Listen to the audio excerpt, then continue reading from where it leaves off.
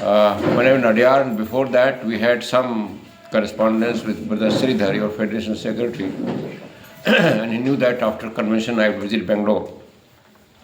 Then he said, you come and give some talk in our lodges also, and then I gave him few subjects, topic, and he chose 3 subjects for 3 lodges. Of course, Marishram has changed a little because they wanted some study. So for Vijayanagar Lodge, he has chosen Parabrahman.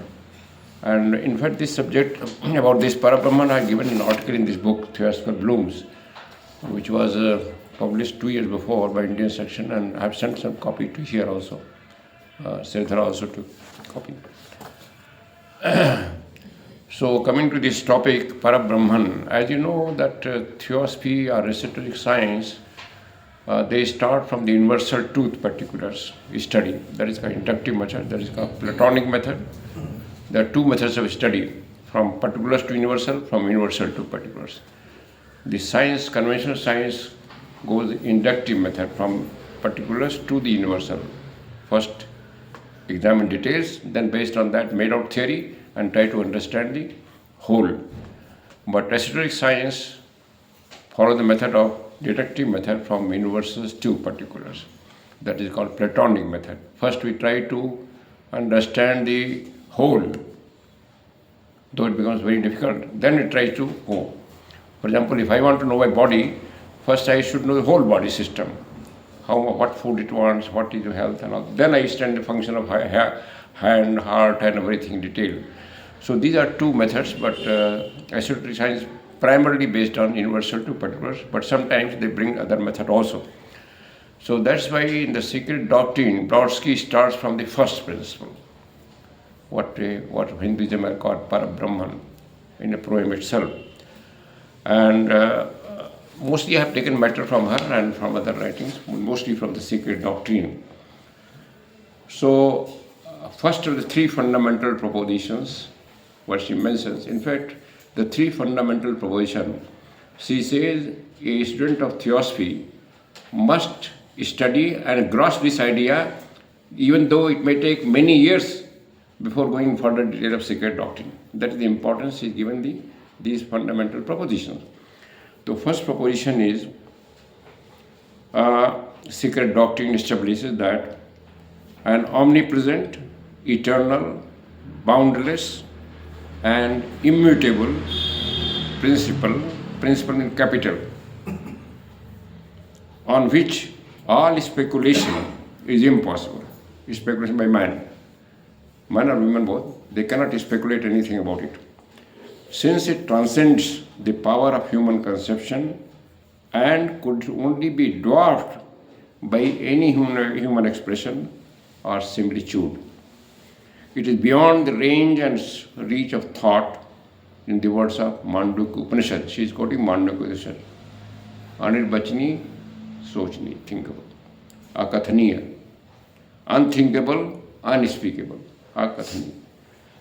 Hindus call it this absolute principle as Parabrahman. She is saying absolute principle, but she is saying Hindus call it Parabrahman, because in different philosophies, other countries, the name is given. That I also bring in our article. But in our system, that is called Parabrahman. Again, Parabrahman word is not appearing in any of the Upanishad. This word was first time brought by Adi Shankaracharya in his writing. Otherwise, our Upanishad, the highest scripture on Hindu system, they bring only Brahman. But esoteric science makes a difference between Brahman and Parabrahman. So, Parabrahman beyond Brahman. So this is only principle. This one, again she goes on to say that this one absolute reality, that is called only absolute reality, the rest is illusion, the rest is temporary, really antecedates all manifested, conditioned being, the infinite and eternal cause is the rootless root of all that was, is, and ever shall be. This is very important phrase. All that have been, was, is, and ever shall be. It is the root cause of all that. That means whatever universes come out, what have been in his past, what will come out in future, all those, the root of all those is that principle, Parabrahman. And Parabrahman being the supreme all, They were invisible spirit, but it cannot be sensed by our senses. But it's soul of nature, it is essence of nature, nature itself, changeless and eternal. Can have no attributes, it is nirguna, no attribute. Absoluteness very naturally excludes any attribute, because when attribute comes, then limitation comes, because this is unlimited, so no attributes. An idea of finite and conditioned being is not connected with it. So all the universes, all the beings in the universe, like you and everything, and plants and animals, are conditioned being, limited being, though everything has come out of it, but he says Parabrahman has no direct relation with us. In the sense that everything changes, but Parabrahman does not change. With the change of manifested, everything in manifestation, every time is changing, our body is changing, plant is changing, even stars and everything, world is changing. But Parabrahman is not changing, it remains as it is. So in that sense, he says there is no relation, though everything is, it is the root of everything, but other thing had it has no relation with that thing. It is called field of absolute consciousness. Field of absolute consciousness. That is in that definition, trying to understand that whatever our individual consciousness is functioning, they are functioning in that absolute consciousness of ocean, which is Parabrahman itself. It is like that in ocean there are drops of water. So our consciousness, unit of consciousness, they are like drops of water in the big ocean of consciousness, which is Parabrahman. It is essentially without any relation to the manifested universe. In the sense, as I told you, because manifested universe changes, but it does not get affected by that change. For example, we as individual human beings have come out of it. We do all sorts of work in our life, something wrong, something right. But though as individual we are affected by our karma, but by karma, that principle is not affected. It remains as it is. That is what she meant to say. My karma, individual karma of man will affect everybody, everything else. Whole universe will get affected. Even devas will get affected, but not that principle. That is what it's trying to explain. It is no thing.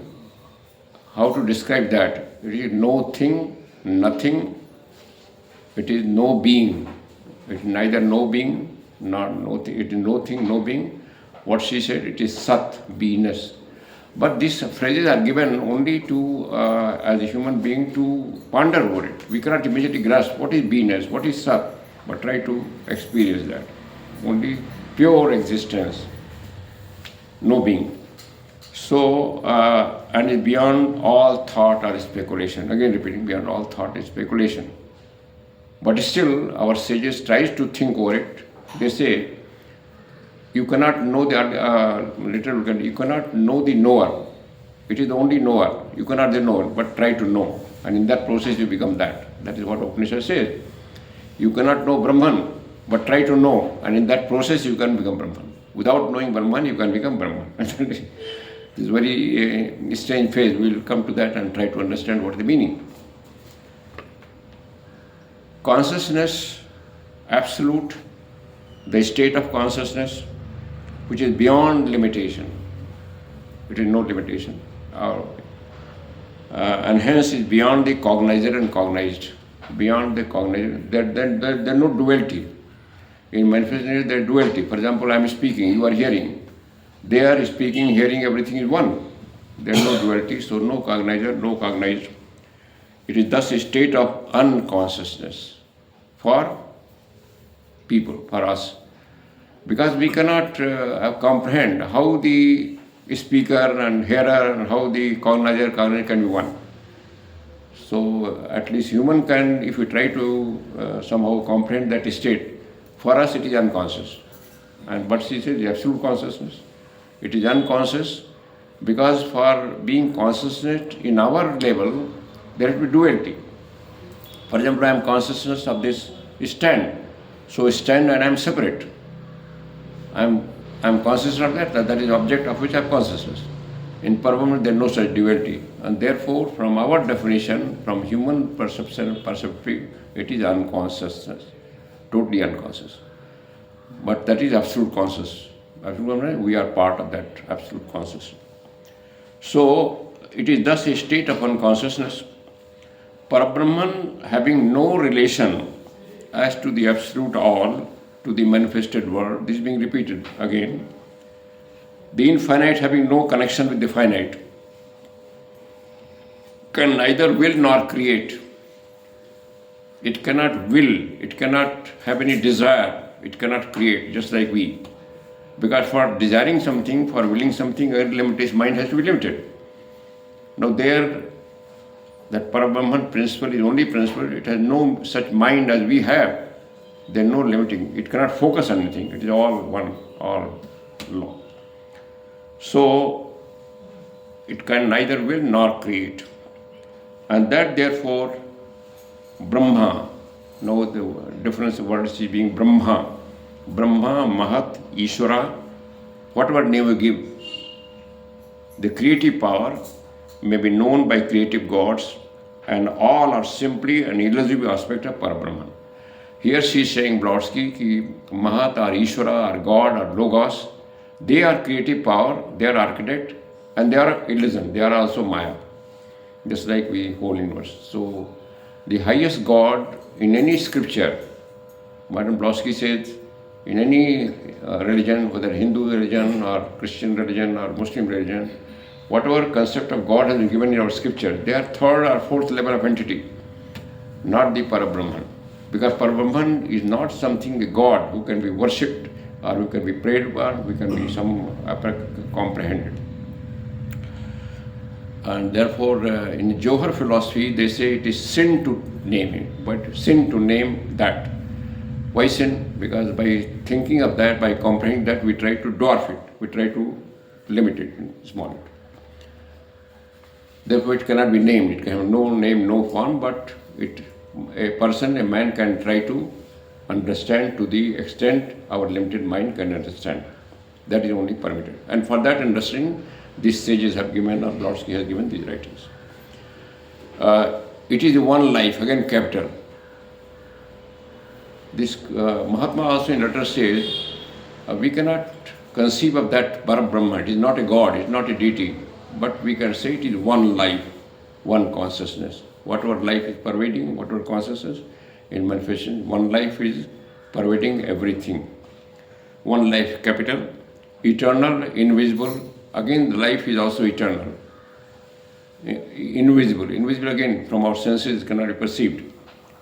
Yet omnipresent, without beginning or end. Life as a whole has no beginning, no end. Yet it is periodical in its regular manifestation. It takes form periodically, just like a person, a man or animal is born, grows and dies and again reborn. Similarly, whole the universe comes out of it and again dissolves in it. Periodical manifestation occurs after one life. And the dark mystery. It is reigns dark mystery of not being. We cannot conceive of it as being, therefore it is non-being for us, a dark mystery for us. Unconscious, yet absolute consciousness. Unrealizable, yet the one self-existing reality, only, truly. A chaos to the sense, a cosmos to the reason. Chaos to the sense, that means our senses cannot perceive it, therefore for us it is like chaos. But if we try to reason out in light of these descriptions, then becomes cosmos, ordered something, because every ordered cosmos comes out of it. Parabrahman is not God. This is the definition. Parabrahman is not God. Why? Because when the idea of God comes, then a natural idea comes that we can pray, we can invoke something in his or in her favor, God or goddess. Here there is nothing that, because it is totally unconscious for us. It is not individual thing. One cannot appeal to it like that. So it is not a God. Because it is not a God. It is that which is supreme, Paravara, explained Mundak Upanishad. Now she is quoting Mundak Upanishad. It is supreme as cause but not supreme as effect. All the effects come out of it, all the causes come out of it. It is a supreme cause. Parabrahman is simply a secondless reality, advitiyam. There is no second. Everything manifest in the universe is integral with him. So there is no second, it is only secondless reality. The all-inclusive cosmos, or rather, Brodsky uses two spelling for cosmos. One is K-O-S-M-A and one is C-O-S-M-S. There is difference. Cosmos means entire thing at one time of Manvantara, Mahamanvantara. In that cosmos there is many universes which are called C-O-S-M-S. So here saying cosmos. In the poems he said then one circle is there on the dark plate counted, that is cosmos, K-O-S-M-S, and there is C-O-S-M-S, cosmoses. So there are a number of cosmos, C-O-S-M-S, in the whole cosmos at one time, universe. So he is saying cosmos, K-O-S-M-O-S, cosmos. That there is no second reality. The all-inclusive cosmos, or rather the infinite cosmic space, in the highest spiritual sense, of course, Brahman, neuter. Brahman, neuter. It has no male, no female, neuter principle. Being the unchanging, pure, free, undecaying, supreme root, the one true essence, one true essence. So these words are being used so that our limited mind can at least comprehend to some extent the Parabrahman. It is called Paramarthika, the only truth. The only truth. All that truth, only absolute truth. The truth has been defined at three levels. Paramarthika, absolute truth, and relative truth, and local truth. So it is called Paramarthika, absolute truth. Rest are all relative truth. And the absolute Chit and Chaitanya. Chit and Chaitanya. Chit is called intelligence, she has explained, and Chaitanya is consciousness. So all the intelligence, all the consciousness, what we have individually, that is part of that, but that is unlimited. That is not changing. Our consciousness, our intelligence is changing, but that is not changing. It is like that, if you see, I gave example of ocean. In ocean, the top surface, there water, it changes temperature. There is waves coming out, there are flowing water there. But the deeper side of ocean, there is no change. There is no temperature changing, condition will be same. So we can just compare that just to have some partial comprehension of the what is being described about Parabrahman.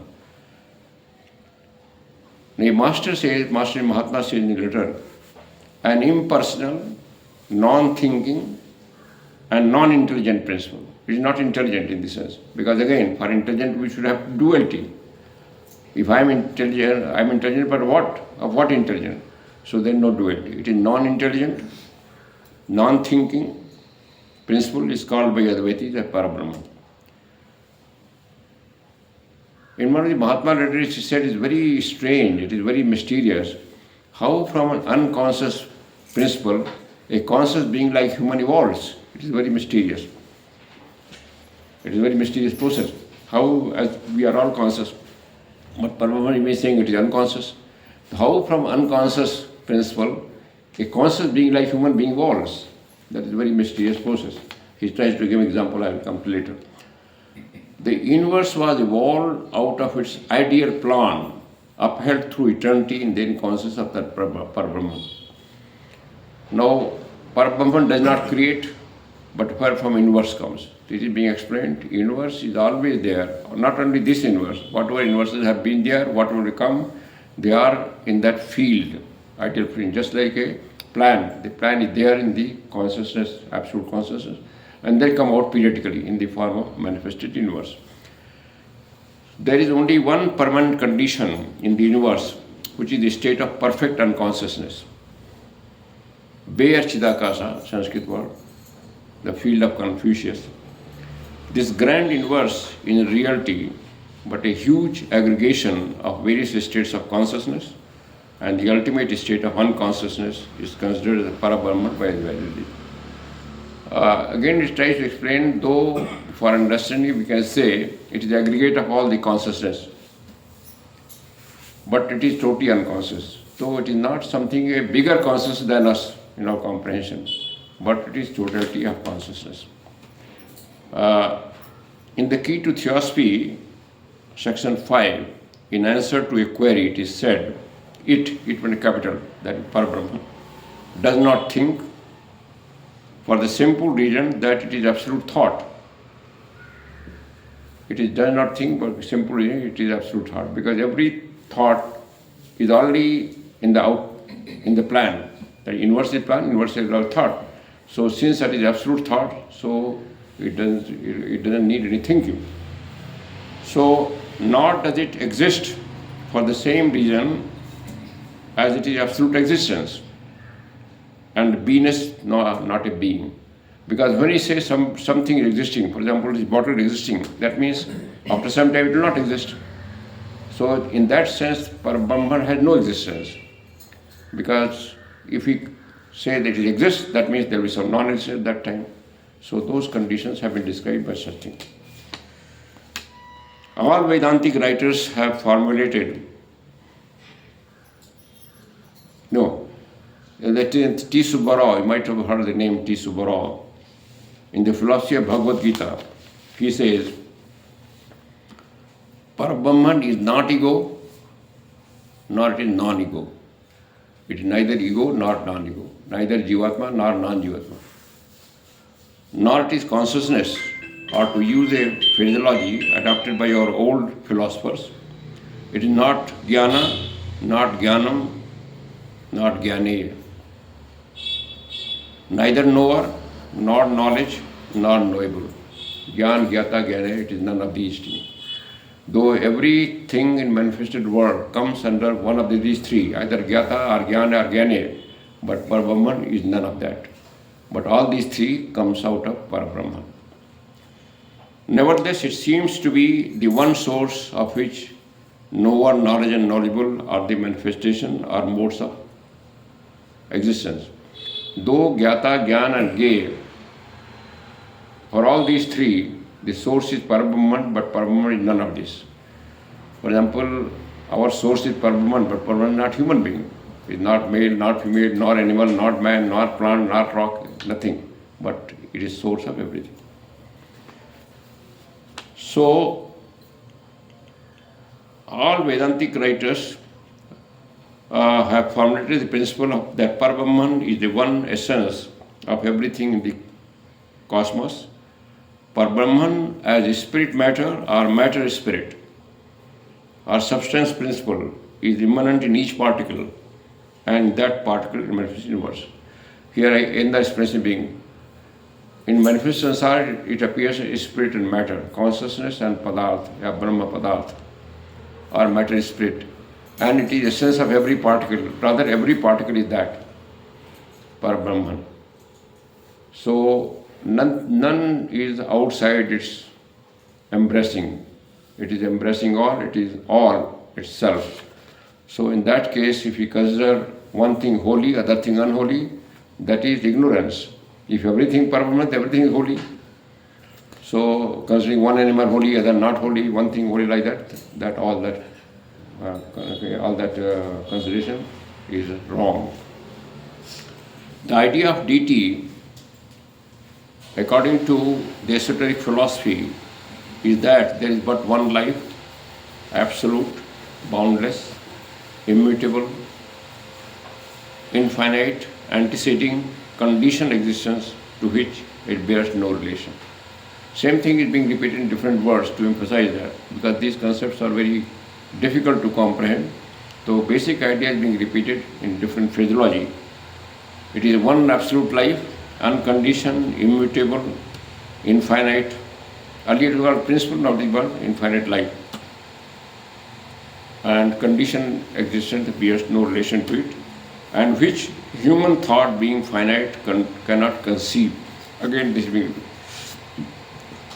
it is the unknown, unknowable, causeless cause, rootless root of all that was, is and can be. That is repeated. But in nameless that, it cannot have any name. In nameless that, universe of duality arise, evolve, dissolve, and disappear in regular cycles of manifestation and non-manifestation, like the ebb and flow of the tide in the ocean. Like Manvantara and Pralaya, Mahamanvantara, Pralaya, so many universes appear and disappear in that at periodic intervals, just like ebb and tide of the ocean, or just like our breathing in, breathing out. This goes on regularly. Parabrahman does not do anything because it is not a being, it is not a conscious being, it cannot think, so it doesn't do anything. It is just its nature, what is called Swabhavat. In Nepalese Buddhism, Swabhavat. It's nature. Just like our nature is I'm breathing in, breathing out. I don't have to think my breathing, breathing. We are doing it automatically. Same thing, the universes come out, dissolve, come out, dissolve, periodic interval. It has no discretion with Parabrahman, because discretion can be limited mind. Your mind is not limited, so no discretion. It just happens. And from what happening, there is no beginning, no end. So, cycle of manifestation, non-manifestation are the ebb and flow. According to karmic and cyclic law inherited, the deity and law being one. Here say deity and law being. This law by which everything is being operated in nature, that all that law itself Parabrahman. In fact, Brodsky in that place says the law of karma is Parabrahman itself, but that is impersonal and is not personal thing. So a master says, our teaching respecting the one life is identical with that of Advaitin with regard to Parabrahman. Master is saying our teaching with Theosophy. Theosophy teaching, he says, Master, is like Advaitin teaching in this respect. Only thing, Parabrahman, they say Parabrahman, Advaiti, and we call it one life. That is what difference is making. Only phraseology is different. And no true philosophically trained Advaitin will ever call himself a agnostic. For he knows that he is Parabrahman, identical in every respect with the universal life and soul. The macrocosm is the microcosm. Microcosm, macrocosm. As I earlier told, every particle has a sense of Parabrahman, or that particle itself Parabrahman. So everything appearing in the universe, whether a human being or animal, plant, even particle of dust, particle, smallest creature, is that Parabrahman. So, and he knows that there is no God apart from him. He knows many Advaitin. He is quoting Advaiti, a philosopher. He knows there is no God apart from it. He himself that God. And therefore, for him, there is no worship, no ceremony. He doesn't have to go to any temple. He only follows this. So, no creator and no being. Having found gnosis, we cannot go back on it and become agnostic. Now here Master says this is only knowledge which can remove all ignorance. And he says, since we have come to this knowledge, I cannot go back to ignorance. Ignorance means all that thing, what we perform ritual to please God and Goddess and all those things, all this is ignorance. Let us put aside such human conception as the personal God. And in esoteric theosophy, the concept of personal God has been totally rejected. Personal God, idol worship. Let us put aside such human conception as a personal God and hold it to the purely divine that means capital THAT, that, Tad, which underlie all and everything in boundless nature. Again, that means Parabrahman, principle everywhere. It is called in the sense not esoteric name. It is a Sanskrit word, esoteric name. In Veda, it is called Tad, T-H-A-D, Tad, that. Unknowable, rootless root. If we do so, we may answer the second question of esoteric catechism, that means same catechism, who is that Parabrahman principle. Then Master also says the nirvana state. Nirvana is a state of absolute rest and assimilation with Parabrahman. It is Parabrahman itself. When a person attains nirvana, he becomes Parabrahman. He or she becomes Parabrahman, that is state. Now these are secret doctrine goes. Now I brought out some matter from our Parabrahman Upanishad. In Parabrahman Upanishad, the sage Yagyavalkya, Upanishad, Parabrahman Upanishad is a form of questions and answers. Many questions have been put to the greatest sage of the time, Yagyavalkya, and he replies on that. Gargi puts many questions, so from that I have taken a portion. That question of Syria, this is pervaded by what, this is pervaded by what, and finally it comes that the whole manifested universe, which was, in, is, and will be, is pervaded by what? This is a question of Gargi. Yagyavalkya sage replies, this is pervaded by Akasha.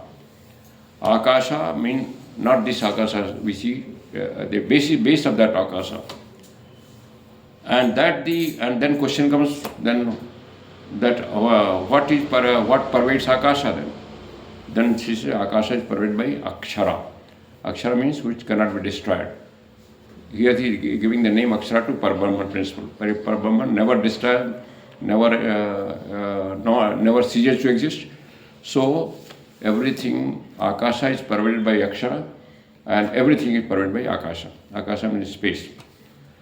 It is neither short, now he tries to explain, it is neither short, nor long, neither of any color, nor ailiness, neither shadow, nor darkness, neither air nor water, neither savor nor odor, no organs, no prana, not measurable, neither experiencer, not visitor, nor eater, neither eaten by anybody.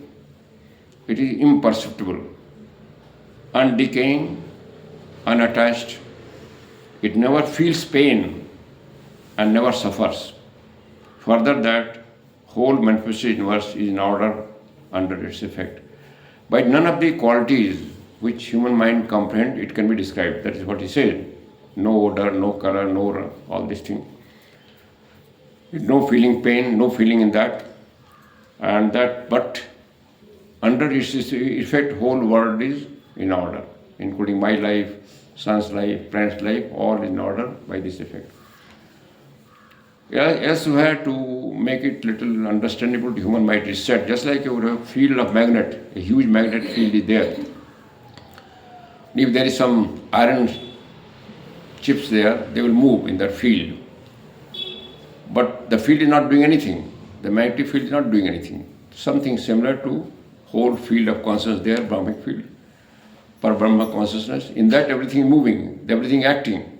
But it is not impelling action. It is just like a magnetic field, huge magnetic field.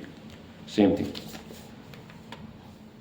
And the other mantra of Upanishad says, the Brahman is full, this universe is full, the full proceeds from full. Taking the full of the full, it remains full. Purnamada Purnamidam, that mantra. It always remains whole. Even though universes are supposed to have been come out of it, but it never reduces. For example, in human conception, we say if something, for example, if some water is taken out of it, the water reduces. But Parabrahman remains as it is. Despite the fact so many universes are appearing and disappearing. Knowing that by knowing which everything is known. This is also one of the statements in Upanishad. Knowing that by which everything is known, duality ceases. What is worth being known cannot be known, but one can become that. That is the only principle worth knowing, but cannot be known. But mind should try to know that. That is recommended in Upanishad, and in that process you become that, Brahman life. You cannot know Brahman because Brahman is the knower, the subject. It cannot become the object, but you can become Brahman, that is, realize that you are Brahman. That is the process. The whole emphasis on Upanishad is that think on Brahman. I say, as you think, so you become. So Upanishad says, so think on Brahman, contemplate Brahman, then you become Brahman. But thinking does not mean that you try to grasp it. What is this and what is that, where is that, not that. Whatever its qualities, attitudes, or attributes you see in the whole universe. For example, universality. For example, sun is the most solid visible aspect of Brahman, you can say. So what is sun doing? Sun is shedding all its light and heat on everybody without any discrimination. Whether a person is belong to which caste, which religion, which nation, where it is, which color, skin, it doesn't make any difference. So this quality, if I develop, I go nearer realization of the Brahman. That is what means how to realize Parabrahman. The Parabrahman cannot be known intellectually. We cannot define it. But we can become Brahman. That is what Upanishad says. And that is the aim of the human life according to our Hindu philosophy. Brahmagani banna hai. That is the whole Upanishad says Janak was Brahmagani. So to become Brahmagani, we should try to know the Brahman, though we cannot know Brahman. This is a very paradoxical thing. And in that process you attain nirvana and moksha. One becomes one with all. Now, earlier I said that Hindu philosophy is Parabrahman. We will see what other philosophy says, various designation name. This is again intellectual, our curiosity. The nameless absolute is designated variously in the text like non-being, absolute being, Adi Buddha. In Buddhist philosophy it is called Adi Buddha. First or primal wisdom. And so is called in Chaldean philosophy. Kabbalah philosophy. And so means nothing. And means nothing. So. Then unknowable being. This is the philosopher Herbert Spencer. The one absolute reality. The one secondless existence, Advaita. Advaita Vedanta is secondless reality. Without a second, and so is the only self-existence. Chaldean book of Numbers. The ever unknowable and incognizable Karna alone, the causeless cause of all causes. It is all, attempt to define the Parabrahman. Akshara I mentioned you, the Jagabal says Akshara, which cannot be, jiska achar nahi hota hai, which cannot destroy, it cannot be disintegrate, imperishable. Then great extreme, Confucius philosophy says great extreme, or the deity concealed by Pata. Concealed by Pata. Pata is a god in Chaldean language. It is concealed by Pata. Whatever god concept out there, it is behind all that. Then Paramarthika in Gupta Vidya, absolute truth. In Chinese philosophy, it is called self-existence, which is called Sui Tasi. Anu in Chaldean philosophy. Shoreless sea, a sea which has no shore. Then another our Vedic literature says, Amor, Aniyam and Mahat Mahattam is smaller than the smallest and greater than the greatest. This is one definition. Is smaller than the smallest and greater than the greatest. These are all ideas given to somehow, so human mind can comprehend something out of it, that incomprehensible principle. The unknowable related in various ways in Rig Vedic verses such as not. Rig Veda says not, N-O-U-G-S-T. Not means zero. Called later on Parabrahman. Later on it was called Parabrahman. As I told you, Adi Shankara brought this concept of Parabrahman word.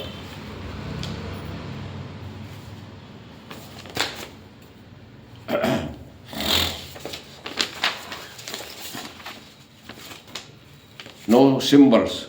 I have tried to share with you the Parabrahman as described in the Secret Doctrine in Upanishad and other philosophers, and also its various designation. Now, how it is symbolized, because spiritual traditions, they symbolize very important. It is said by Brodsky in the Sacred Doctrine that whatever we try to understand by writing or speaking, that requires large volume, large time. But if put in symbolic form, on a symbol, in a single symbol, you can comprehend totality or something more than what you try to speak or write. So in symbology, in the case of symbols, the symbols used for describing Parabrahman, the Brahmanical golden egg, Hiranyagarbha, that is a symbol out of that whole universe has come, from within which there emerges Brahma. Brahma means whole universe. The creative deity, the circle with the central point of Pythagoras, circle with the central point. Parabrahman is described by circle, is described by circle symbol, and the central point is the universe to come, germ of the universe in the secret doctrine. Whether representing Parabrahman or the great existence, extreme of Confucius, or the deity conceived by Pata, the eternal light, or again the Jewish Ein Sof, all are symbolized by a circle. Circle which has got circumference everywhere, but center, circumference nowhere, center everywhere. It is described like that. That means it is everywhere, and it can be, it can limit everything. That means it can manifest everything. The circle indicates the bounding, circumscribing quality of all, the universal principle. Though it is itself unlimited, but we limited beings are part of that. So it has got limiting quality, it is being said. Though it is itself unlimited, but it has got limiting quality, which from given point expands to as embrace all things, while embodying the potentiality of every action in cosmos.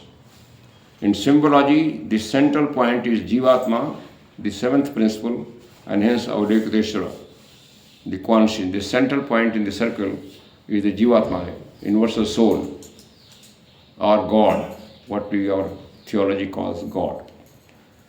In the key to Theosophy, it is described as a sphere without circumference. Madam Blonsky says, again in symbology, it is sphere but no circumference. In its symbolism, which has but one ever acting attribute, embracing all other existing or thinkable attributes. And though it is no circumference, but it embraces everything, it limits everything.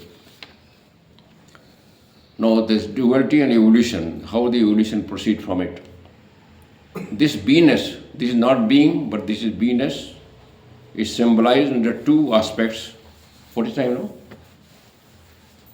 10 minutes. Achha. 10 minutes. 10 minutes more? 15 minutes more? No problem. Under two aspects, absolute, abstract space, representing bare subjectivity, and absolute abstract motion. It says that when manifestation comes, Manvantara comes, then it appears in two aspects, absolute space, Akasha, and absolute motion. Absolute space and motion are everywhere, and where there is motion, there is life, and there is no space in the whole Akasha where there is no motion. Therefore, sacred doctrine, Theosophy says, everywhere there is life, everything is life, there is no dead matter. So, absolute abstract motion, representing unconditioned consciousness. The latter aspect of one reality is also symbolized by the great breath. The motion is also symbolized by great breath, just like we are breathing in, breathing out.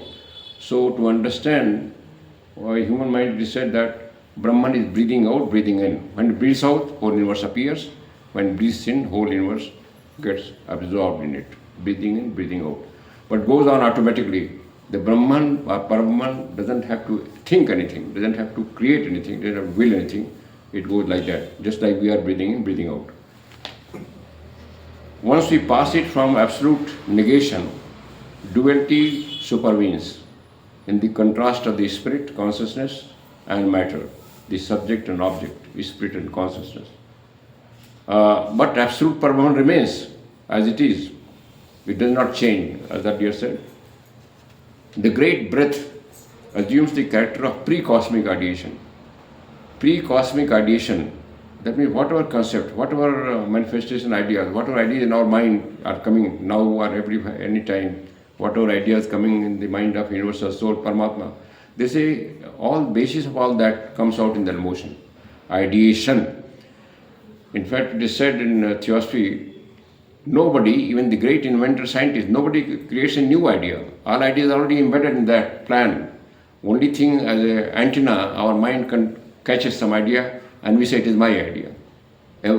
No human mind, no greatest scientist, no greatest philosopher, no greatest prophet, no greatest avatara brings any new idea. All ideas are caught from that whole matrix of the plan, which is the ideation of the Parabrahman and the Manvantara. So, in fact, she says, no prophet, no avatara gives any new thing. It only repeats something already said in a different language. So whatever we are studying, whatever we are discussing, it is not our idea. Madam Blonsky caught that idea from there, and we are just repeating and trying to understand.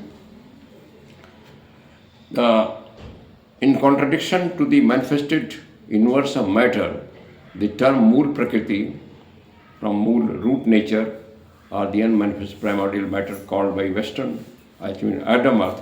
Now, Mool Prakriti is considered a aspect of Parabrahman, Parabrahman itself. In many Vedantic philosophy, Mool Prakriti is itself called Parabrahman because it's not separate from Parabrahman.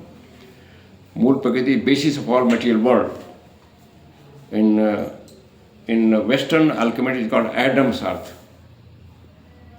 In Vedanta, it is called Parabrahman. Parabrahman is an unconditioned absolute reality, and Mool Prakriti is sort of way over it. T. Subbarao says even the God, Logos, of a system cannot know Parabrahman. He knows only Mool Prakriti because Mool Prakriti is covering the Parabrahman consciousness. Esoteric doctrine says that while Mool Prakriti, the nomina, is self-existing and without any origin, it is parentless, anupadika, Mool Prakriti is not produced by Parabrahman. It is very clear here. Mool Prakriti itself is Parabrahman, it is its aspect. So it is not again created. But Prakriti is created out of the Mool Prakriti. Prakriti means manifested nature, what we see. Is Prakriti phenomenal, is periodical and not better than a phantasm of the former. Just like individual consciousness are temporary illusion, our similarly individual matter, individual form is also illusion of the based on the Mool Prakriti. And both are phantasm of the Nirguna Brahman, Parabrahman. No one really divide of attributes and qualities, while the some Vedantic Mahat is the manifestation of Prakriti. So it is ideal to speak of laws arising when deity prepares to create. Now again, many philosophers and many of our scientists also statement that the laws are created by God or by universe. Here says laws are not created. That Parabrahman itself manifests as laws of nature. There is no creation. In manifesting law of karma, law of reincarnation, law of humanity, law of harmony, all these are aspects of Parabrahman, the manifested universe. But these laws are not created. Therefore, if man tries to understand the laws and obey the laws, that itself becomes the reverence and worship of Parabrahman. That's all. So that is why our third object in Theosophy says to investigate hidden laws of nature and latent potential of human being. Why? Because that is also, if you read this thing, if you are studying this thing, Parabrahma itself. So if we try to study the hidden laws of nature and latent potential of human being, we are trying to understand the Parabrahma principle and become in that process Brahmagyani. So that is why that importance is there. The fundamental law in that system, the central point from which all emerge, around and towards which all gravitate, that is called substance principle, one radiant cause. It is called substance principle. Substance principle. In manifest world is substance, padartha, and principle in pure consciousness. But again, Mahatma says there is no matter without a spirit, there is no spirit without matter. It cannot be, consciousness cannot be separated from matter. Matter cannot be separated from consciousness. Both function together. Both are aspect of one reality, Parabrahman. So even our bodies, which is matter, they are not separate from Brahman. Body itself is Parabrahman or Parabrahman. So body is also holy. It's not that our body is not holy. Body is also holy. Our Jivatma is holy. The universe is the periodical manifestation of the unknown absolute essence. To call it essence, however, is sin. Why? It is one statement, the universe is essence of Parabrahman. But here she is saying, no, it is sin to call essence, because whole thing is that Parabrahman, is not essence only. The universe is worked out and guided from within outwards. As above, so it is below. As in the heaven, so in the earth. So here another important statement brought in the secret doctrine. The universe is guided and worked out from within outward. But Brodsky tries to understand, for example, if my hand is moving or my mouth is speaking, the impulse from it coming from inside, unconsciously. My mind is saying that I should move my hand, though I am not consciously, mind is thinking. My mind is saying I should speak this thing, so I am doing that outwardly. Similarly, whole universe is being worked out from inside. That means Parabrahman is inside everything, and whole manifested work, inverse, is just its appearance outward. So from outward, inside process is from always inside to outside. And again, while Mahapalaya comes, then direction changes from outward to inside. Three distinct representations of the universe are pre-existing, ever-existing, and phenomenal. Phenomenal is the universe which is appearing and disappearing, but only one reality is there, that ever-existing. Ever-existing because Parabrahman is ever-existing. It never ceases to exist in that sense of human understanding. Then it says, the ever unknowable and incognizable Karna alone, the causeless cause of all causes, should have a shrine and altar on the holy and ever untrodden ground of our heart, invisible, intangible, unmentioned, save through the still small wires of the spiritual consciousness. Now, in secret doctrine covers that worship of gods from that portion. There are innumerable hierarchies of gods. Hierarchy means from the topmost god and lower god, intermediate god, there are innumerable gods. And therefore their functions assigned. But Madame Blavatsky says in secret doctrine, they are not object of worship. They cannot be object of worship. Why? She says because they are also transient, like us. For example, our life is 60 years, 100 years. Their also life is some temporary. Some say 1,000 years, some million years, but they're temporary, all transient. Second thing, none of the manifested thing can be perfect. Just like we are imperfect, human being, so even highest God is imperfect. And he or she, there is no he and she there, it can also make a mistake. That's why Blavatsky says sometimes they are failure in the manifest universe, whole system. So none of the God are object of worship, cannot be object of worship, but they are entitled to our grateful reverence. Why? Because they are senior to us. In evolutionary stage, they are higher than us, and they are doing more important work than us. They are managing the whole universe in different functions. So they are entitled to our grateful reverence, but not object of worship. Then who should be object? Who should be worshipped? He said only causeless cause, rootless root, Parabrahman alone. And how to worship it? Because it cannot be described, it cannot be seen, it cannot be comprehended. She said it cannot be worshipped in any man-made temple, man-made structure. It can be worshipped only in the shrine of your own heart, if heart is purified. If heart is purified. So first condition is to purify your heart, then you experience that. And she says your good action means charitable action, such action which are for welfare of the others, welfare of the universe, they are the only priests, they are only guiding you, and your bad intentions have to be sacrificed.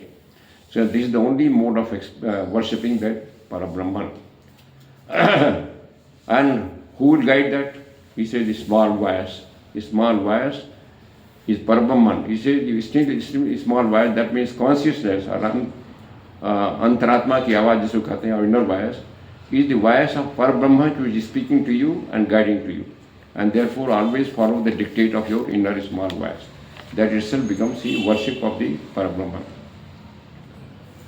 In fact, at another place he says, whatever you have a doubt, do this or that, do or do not, follow your inner wires.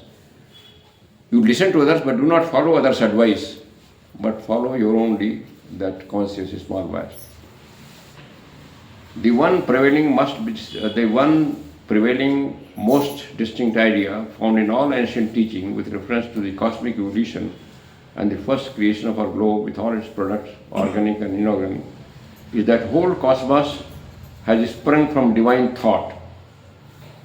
This is another description, as I told you, that ideation comes and that is called divine thought. In that everything is there, what form are there. In fact, secret doctrine goes on to say about Blavatsky that even our body, these forms, they are not new creation. Its plan is already there in that consciousness, Parabrahman consciousness. what should be body, my body, this birth, next birth, and all those things. All this form, the shape of this house, the shape of this table, everything is there in the karma plan. So whenever anybody makes a house, or makes a table, or makes any bottle, he gets just that form, idea from their ideal plan, and his mind works on that. So all forms are also eternal in the matrix, in the ideal form. So same thing is there here. The eternal one root, the former of these is to say the aspect of the central turned inwards. And then he says the logos. Logos, the word brought out in theosophical literature from the Greek philosophy, and it is used in case of manifested God, logos. For example, sun god is the logos of this solar system, who is the head of this system, and who is under whose consciousness we are all working.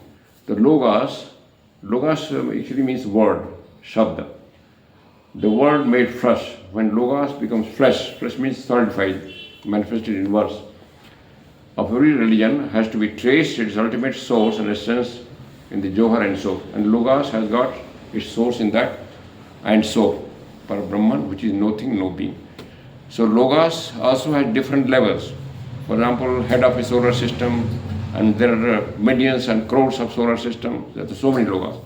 That's why Subbarao says in his philosophy of Bhagavad Gita, there can be innumerable Ishwaras. Ishwara means logos. Ishwaras are innumerable. There are not only one Ishwara.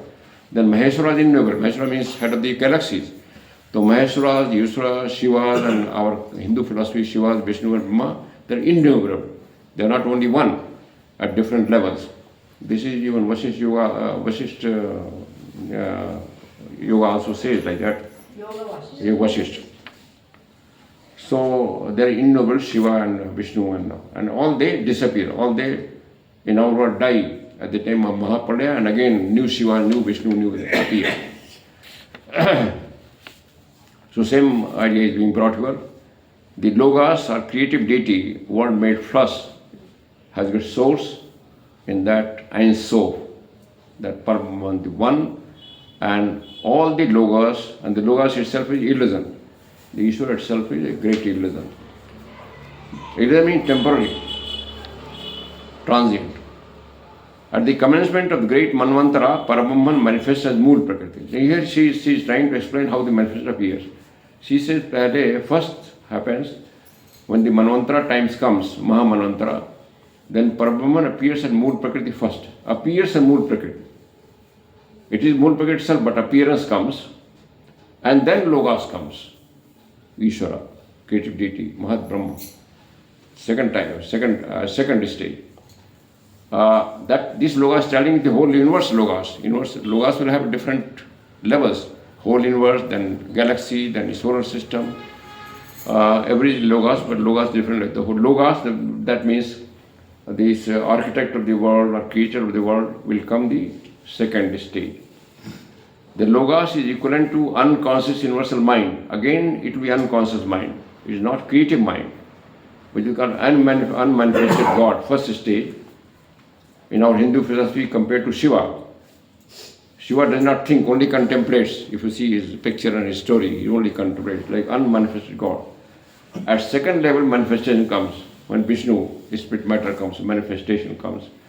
So, the source of manifestations of individual consciousness, Mool Prakriti or primordial cosmic substance is the foundation of the object side of things. The basis of all objective evolution and cosmos. Force then does not emerge with the matter.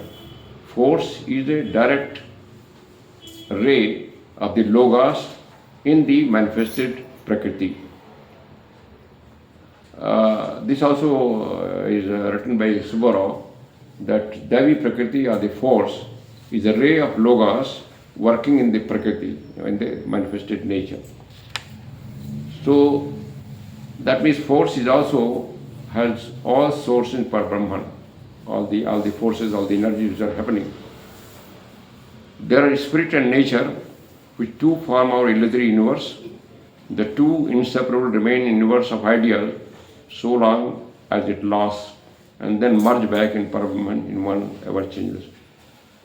The spirit and nature, they remain as dual principle during manifestation time, during Mahamantra, and they merge back in one unchangeless Parabrahman principle. But they remain the seed form. Again they come out in the next Manvantara. The principle Mahat, or intellect, or universal mind, universal soul, is the next stage of manifestation. Then first is Parabrahman, of course, then manifestation, Mool Prakriti, then the Logos core system, and then Mahat out of comes. So Mahat, that means universal mind, of which our each mind is there. So that is the real creative God, which is a plan of all universes, what we call Brahma. That is called Mahat, the great mind, of which every individual mind is linked with it. Again, that Mahat is always linked to the Sat, that Parabrahman, universal soul. The gods and Dhyani Chauhans proceed from the first God. Now, the secret doctrine makes this distinction. Question arises, what is the source of gods, highest God and gods? It says they proceed from the first cause. And Parabrahman is not a first cause. Parabrahman is all cause. So what is first cause? That Mahat, the topmost deity, God, when the manifestation starts, that is first cause, manifested God of the universe, that is first cause, and then out of that all other gods come out, and including human consciousness, soul. The three cosmic aspects of principle, the unmanifested Logos, the universe ideation, and the universal or cosmic active intelligence are classified by Vedantic philosophy as the highest trinity. He says that in the Vedantic philosophy, these are the three highest trinity, Trideva. Which one? Unmanifested Logos, what we call Shiva, then latent ideation, we can call it Brahma, and universal cosmic active intelligence, Vishnu. So these three are the highest trinity. But again, at cosmic level, because I said Brahma can be at different level, cosmic level, solar system level, galaxy level. But highest level, these are three trinities.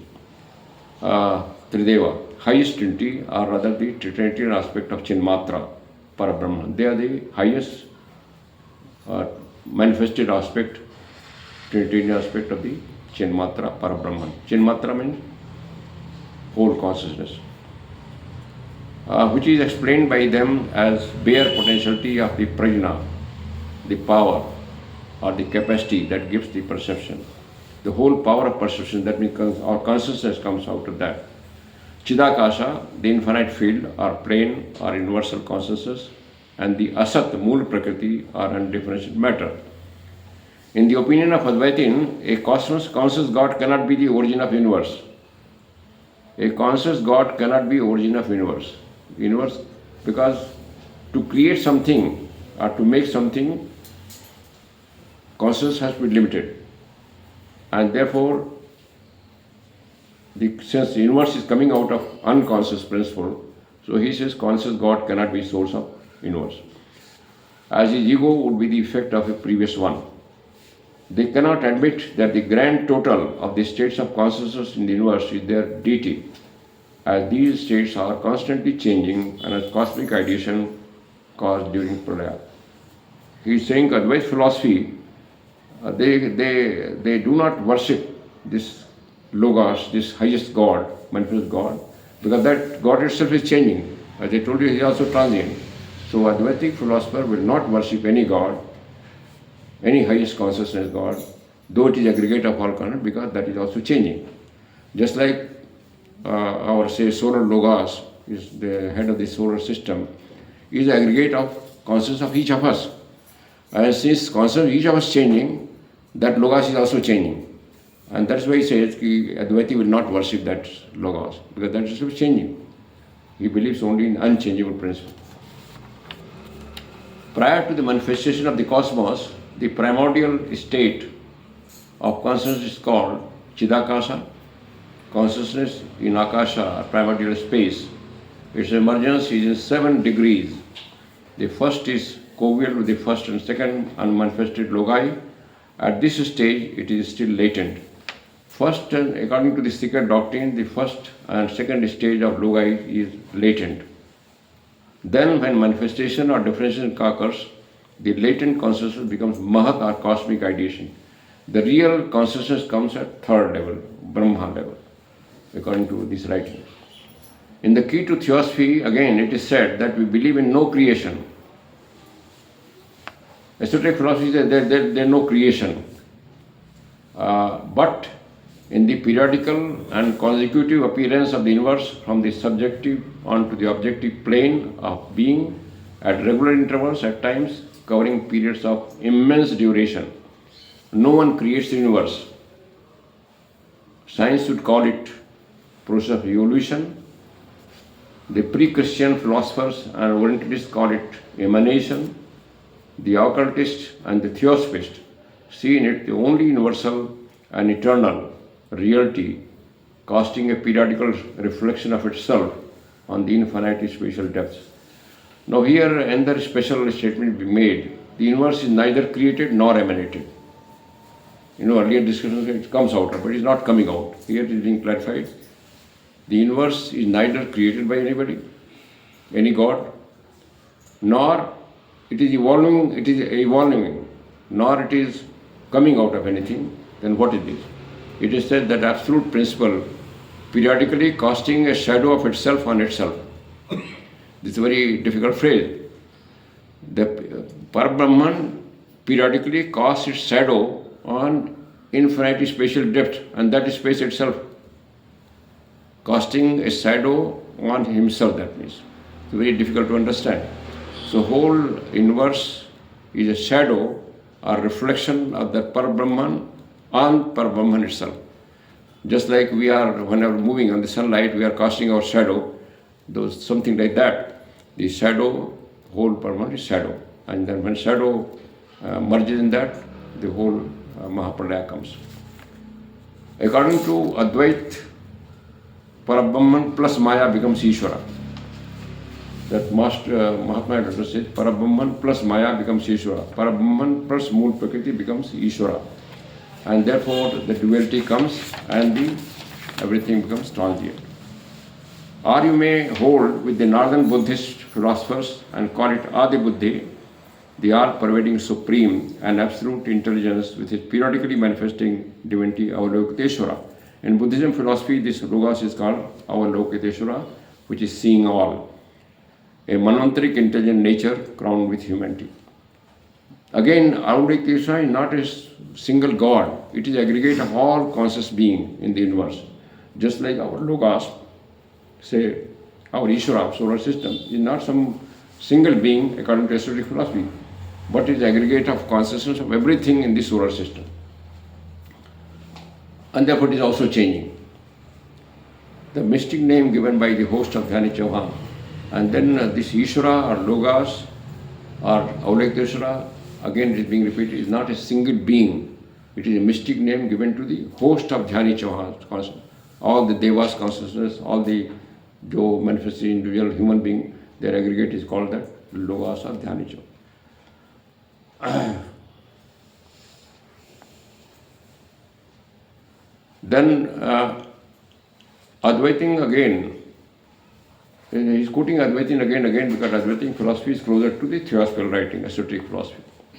Advaitin thinkers of India have come to condense that the ego and the non-ego were but appearance of the one and the same entity. Ego and non-ego. Ego means one is Jivatma and non-ego means our body, are just appearance of that, the ultimate state of unconsciousness.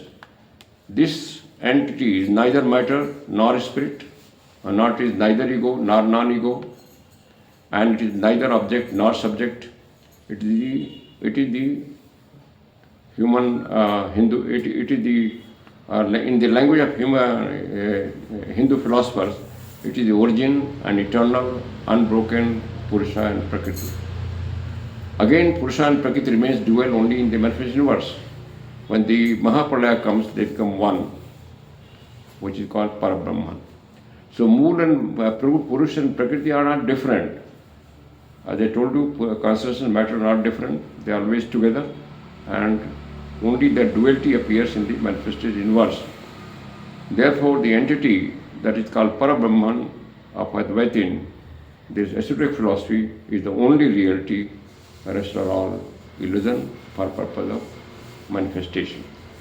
So, symbol is given that circle is made as a Parabrahman, then in that point is first inserted, the point is the germ of the universe, then the horizontal line comes, which means the Mool Prakriti appears first, and then vertical line comes when the Brahma consciousness comes. You are following that? There is no blackboard.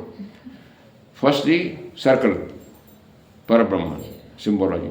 Then a point in the center. What is it called?